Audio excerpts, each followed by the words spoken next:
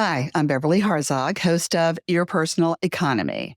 You can't control what goes on in the world in terms of inflation or even the price of groceries, but you can control your own personal economy. And I'm going to show you just how to do that because the way you spend your money is the way you spend your life. And I want you to have the best life possible. Welcome to episode number 4, 31,450 Reasons You Need an Emergency Fund. Now, an emergency fund is an account that you have that is set aside for an emergency. You know, being stressed and needing to spend a week at the beach is not an emergency. So let's get that clear right from the start. A distinction I had to learn the hard way. It's one point in my life. So first, I'm going to share a story about why a healthy emergency fund is so important, something that happened to me last Thanksgiving. And then we're going to talk about where to keep this money. How much money do you need? You know, how many months worth of expenses should you save up?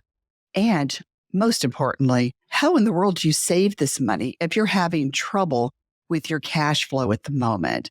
But believe me, there are ways to make it happen. Your fund might grow slowly, but it will grow. All right, so let's get started. Here's what happened to me on last year's Thanksgiving morning. Thanksgiving morning, 2023. I got up that morning and put the turkey in the oven, and oh my goodness, it smelled so good. And I was preparing side dishes. Everything was going great. I love Thanksgiving. You know, I just love the family get-togethers and all the food, and I can eat all the desserts I want.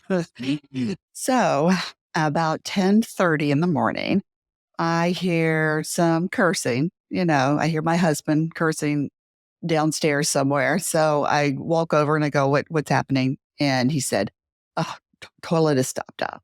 Not a big deal. And I said, okay, fine.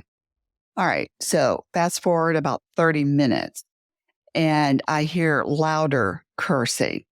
The F word makes an appearance, you know, which is always serious in my house. So I go downstairs because I came from down there and I'm like, what's happening? And I stop at the bottom of the stairs and I can see that the bathroom that had been stopped up was now flooding all over the downstairs. And, you know, it's a finished basement. So we have a lot of nice things down there. It was a big, thick deal. It was so upsetting. So he turned off the water. We started trying to get some of the water out. I finally decide I have to cancel Thanksgiving because I'm not going to get into details, but this is not the good kind of flooding. If there is a good kind of flooding, this was not it. So I canceled Thanksgiving, you know, and I hated doing that. My son and his girlfriend were coming over, and a couple that we're friends with were coming over too. And it's, you know, we get together every Thanksgiving. It was just, you know, that made me sad. But I was able to reschedule for 2 days later. It's amazing how quickly this got cleaned up down there. Someone in my neighborhood actually runs a remediation service business. So he was able to get in with his team the very next morning and clean up the downstairs. So during that time, you know, I'm trying to figure out what I'm going to do in terms of redecorating all of that. But we still had a plumbing issue. And now 3 out of 4 toilets in my house were clogged up. So we had to get to the root of the problem. We called a plumber. And they ran a camera through the pipes underground. It was really kind of cool. You know, if this wasn't happening to me and I hadn't gotten the bill for it, I would think it was kind of cool. So the plumber showed us how the pipes underground that happened to go underneath my driveway were bent, and that's where it was clogging up and they would have to be replaced, which meant tearing up my driveway to fix the pipes and then laying down a new driveway. As you can imagine, this is all incredibly expensive. So we got the bill. And now keep in mind, insurance paid for just about all of the downstairs disaster inside the house, but insurance was not going to pay for the outside of the house. So we get this bill and it's around $45,000. I'm not kidding. I mean, wow, right? So we started looking at the estimate and breaking it down. Where can we cut some costs? And we had tried to work in a better drainage system in the front yard, but that was expensive. And so my husband came up with a clever way to fix it for about $50. and as opposed to $7,000. So sometimes you can postpone a few things that just aren't all that urgent when you've got a big bill to pay. So after that, we decided to get another estimate. By the time we had narrowed down what we actually needed to do and got estimates, we got the cost down to $31,450. Now, that's still an incredible amount of money to have to pay just to maintain the status quo in your house. Okay. I'd much rather spend that on a trip to Italy, or go to an exotic location for a few weeks. But, it is what it is. And life is awful messy sometimes. So I knew I just had to roll with this. So next, let's talk about how much money you need in your emergency fund and where should you keep that money? So, how much money do you need to have an emergency account? And where should you keep all this money? The amount of money that you need to have saved up for emergencies is going to depend on your own personal circumstances. For instance, if you're single and you have very few obligations, then perhaps you can get away with a much lower emergency fund than someone who has, say, 4 children. So think about it like that. Take a look at your budget and determine how much it costs you to live each month. And for some people, you might think, okay, I only need 3 months living expenses. But I will tell you that it's really better to have as much money as you possibly can. Now, a little later on in this episode, I'm going to talk about setting goals so that you can start to build up your emergency fund. And we'll also talk about ways to do that. So let's say you do have your emergency fund or you're starting it. Where do you put this money? Okay, you don't want to put it in your checking account. And you do not want to put it in just a traditional savings account with a bank because you're not going to get good interest with that. You're going to get very little, if any. So, don't think about that. I want you to focus on high yield savings accounts. Now, right now, these are topping around 5% APY, and that's annual percentage yield, and that will include compound interest. So I want your money to work for you, even if it's having to sit around a little bit for an emergency.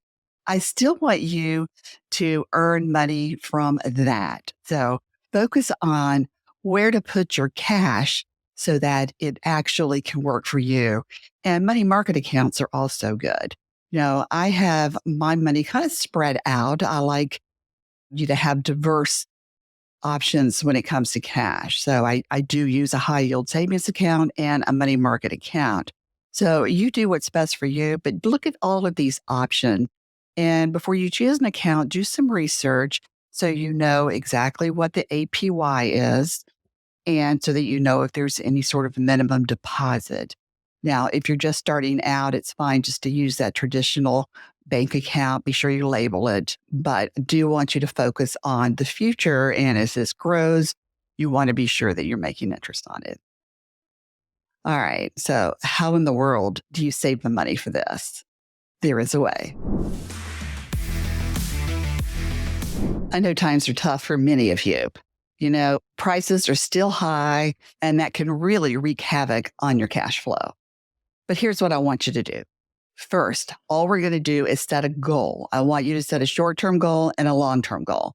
If you're just starting out and saving up for an emergency fund for the very first time, that's great. I applaud you for taking steps to do that.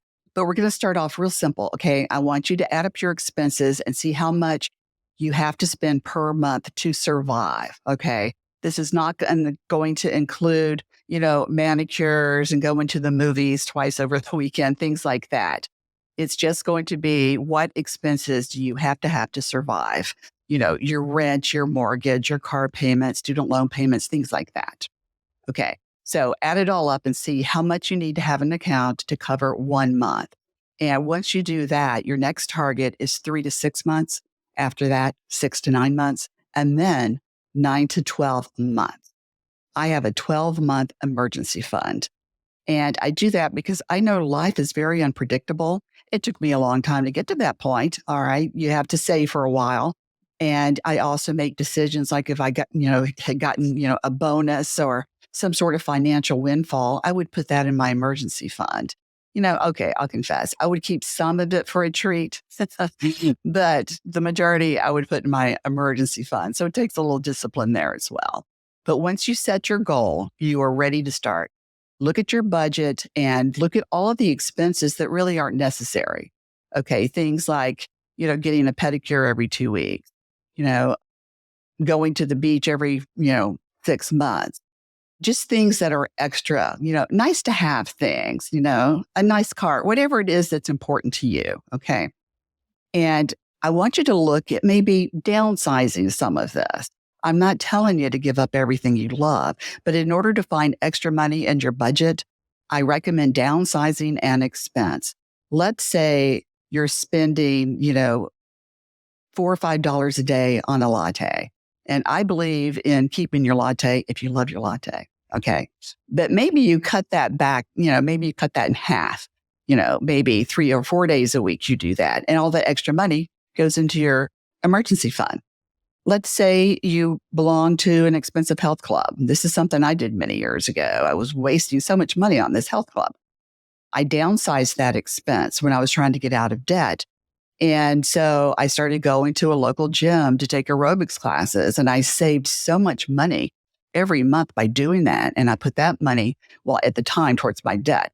But if you don't have debt, and I hope you don't, you could put that towards your emergency fund. So think in terms of that, if you can possibly do that.